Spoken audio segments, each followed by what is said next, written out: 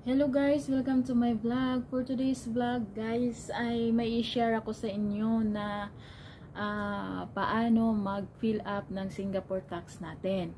So sa akin guys ay may nag-email sa akin ng Google payment na kailangan ko daw mag-fill up ng Singapore tax. So ang Singapore tax guys ay kailangan natin mag-fill up nito kasi ito po ang dahilan na ma-hold ang ating sahod sa YT. So, ipakita ko sa inyo guys kung anong email ang dumating sa akin.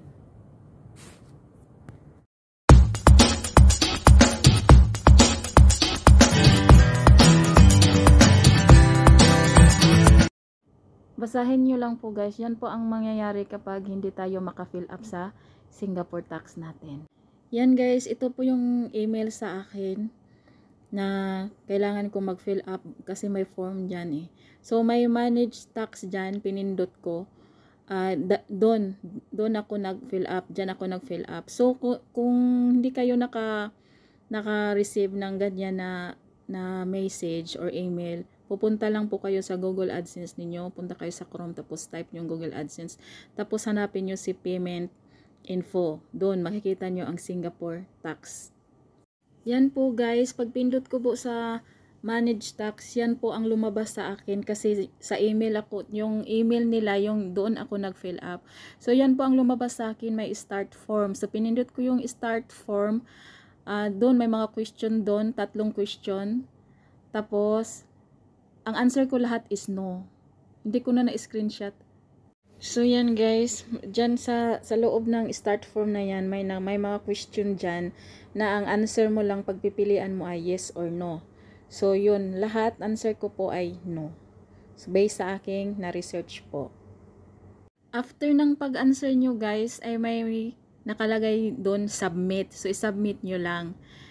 So pagkatapos nyo mag-submit, agad-agad mag-reply sila na accepted na ang Singapore tax.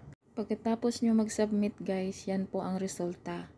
May nakalagay na accepted, mga months. So, yan po. Tapos may mag-email sa inyo na Google payment. Okay? So, yan po guys yung email pag after nyo na ma-fill upan. Yun!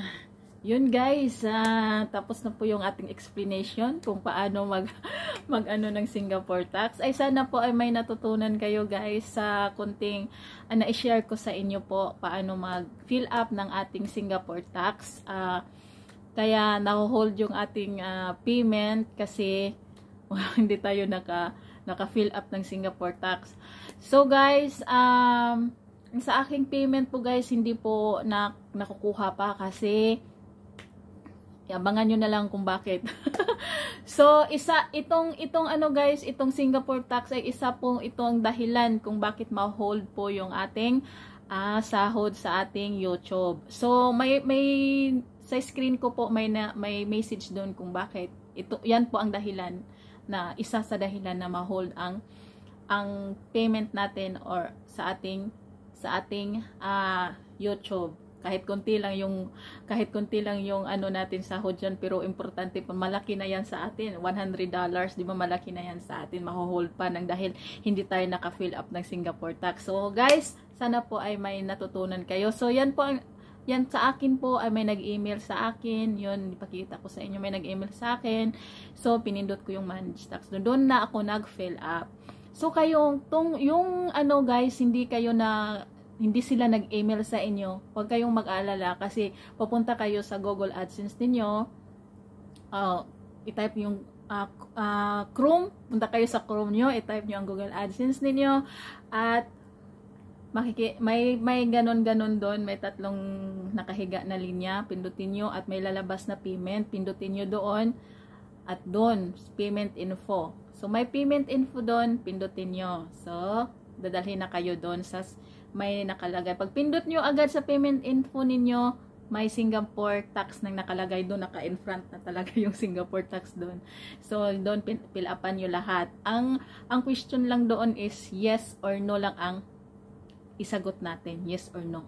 Mga 3 or 4. Nakalimutan ko na 3 or 4 na question. So, ang sa akin, based sa aking na-research guys, is no lahat yung answer ko. As in, no lahat.